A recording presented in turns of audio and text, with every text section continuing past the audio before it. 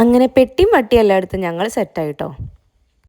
ഈ പോകുന്നത് ടൂറൊന്നുമല്ല, ഒരു എൻഗേജ്മെൻറ്റിനാണ്, അതും കോയമ്പത്തൂരിലേക്ക്. അപ്പോൾ എൻ്റെ ആൻറ്റി ഉണ്ട് കോയമ്പത്തൂർ, അവിടെ അവരെ മോൻ്റെ എൻഗേജ്മെൻ്റ് ആണ്. അപ്പോൾ അതിന് നമ്മളിതാ തലേന്നേ കെട്ടും പെട്ടിയൊക്കെ എടുത്ത് പോവാണ് കേട്ടോ. നമ്മൾ വീടും പൂട്ടി ഇറങ്ങി തറവാട്ടിൽ നിന്ന് ഉമ്മൻ്റെ അടുത്ത് നിന്ന് ചോറ് കഴിച്ചതിന് ശേഷം എൻ്റെ വീട്ടിൽ വന്ന് അവിടെ നിന്നാണ് കുട്ടിക്കൊക്കെ മാറ്റി കൊടുത്തിട്ടുള്ളത്. ഒക്കെ കഴിഞ്ഞതിന് ശേഷം ആ വണ്ടി കയറിയപ്പോൾ തുടങ്ങിയതാണ് ഓരോരുത്തർ ഉറക്കാൻ തുടങ്ങി കേട്ടോ. ഉച്ചക്ക് ചോറ് കഴിച്ചാൽ കുറച്ച് കഴിഞ്ഞ് വൈകുന്നേരം ചായ നിർബന്ധമാണല്ലോ. ആ കാണിച്ച ഹോട്ടലിൻ്റെ അടുത്തൊരു വണ്ടി നിർത്തിയിട്ട് അവിടെ നിന്ന് കടികളൊന്നും ഇല്ലാണ്ട് ഇറങ്ങിയതാ. ഈ കാണുന്ന ഹോട്ടലിൽ പോയിട്ടാണ് ഞങ്ങൾ ചായ കുടിച്ചിട്ടുള്ളത് കേട്ടോ.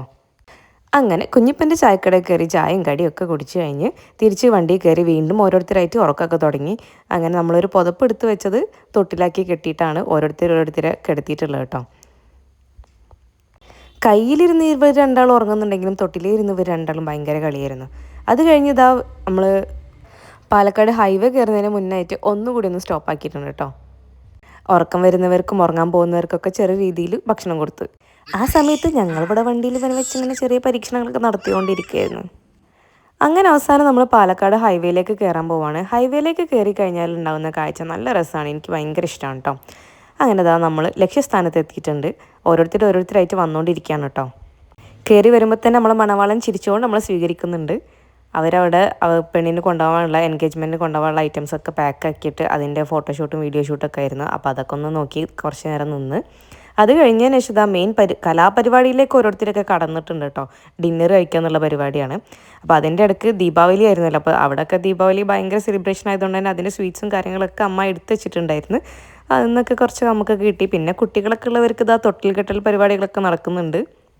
ഇനി ഈ വരിയായിട്ട് എല്ലാവരും ഓടിപ്പോന്ന് ഒരേ ഒരു ഐറ്റത്തിനാണ്. ഇതിനാണ് ഞങ്ങൾ എപ്പോഴും വിളിച്ച് പറയാൽ അവിടെ വാങ്ങി വെക്കണം എന്ന് പറഞ്ഞിട്ട്. ഈ ഒരു സംഭവം ഞാൻ മുന്നേ ഷോർട്സിലിട്ടതാണ്. കാളാൻ എന്നാണ് കേട്ടോ അതിൻ്റെ പേര്. നമ്മൾ മഷ്റൂം വെച്ചിട്ടൊരു മസാല പോലെ. എനിക്കെന്തോ ഭയങ്കര ഇഷ്ടമാണ് കേട്ടോ അത്. അപ്പോൾ നമ്മൾ അവിടെ പോകുന്നുണ്ടെന്ന് പറഞ്ഞാൽ വിളിച്ച് പറയും, അല്ലെങ്കിൽ ആരെയും വരുന്നുണ്ടെങ്കിലും വിളിച്ച് പറയും കൊടുത്തയക്കാൻ. അതിൻ്റെ കൂടെ പാനിപ്പൂരി പോലുള്ള ഈ ഒരു സംഭവമുണ്ട്, അതിനുള്ളിൽ വേണമെങ്കിലും നിറച്ച് കഴിക്കാം.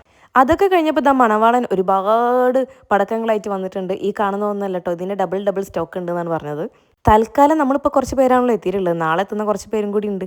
അപ്പോൾ അവർക്ക് വേണ്ടി കുറച്ച് റിസർവ് വെച്ചതിന് ശേഷം ഈ കാണുന്ന ബോക്സ് നമുക്ക് പൊട്ടിക്കാന്ന് പറഞ്ഞിട്ടാണ് തുടങ്ങിയിട്ടുള്ളത്. പിന്നെ ഈ കാണുന്ന സംഭവം വലിയ എന്തോ കമ്പിത്തിരിയാന്ന് കരുതി കുറേ നേരം കത്തിക്കാൻ നിന്നു. പക്ഷെ അതെന്തോ ഇവിടെ പൂത്തിരി കത്തിക്കുന്ന ചന്ദനത്തിരിയോ അങ്ങനെ എന്തോ സംഭവമാണ് പോലും.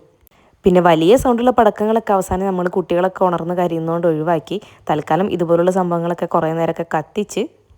എന്തായാലും ദീപാവലിയും കൂടി അടുത്ത് വന്നുകൊണ്ട് ചെക്കൻ്റെ എൻഗേജ്മെൻറ്റ് ഫംഗ്ഷൻ കളറായിട്ടോ. ഏറ്റവും അവസാനം ചെക്കൻ്റെ ഈ ഒരു സ്മോക്ക് ഷോയോട് കൂടി ഈ പരിപാടി നമ്മൾ അവസാനിപ്പിച്ച്. പിന്നെ കിട്ടിയ സ്ഥലത്ത് പായം തലയണൊക്കെ ചുരുട്ടിക്കുട്ടി കിടന്നുറങ്ങി.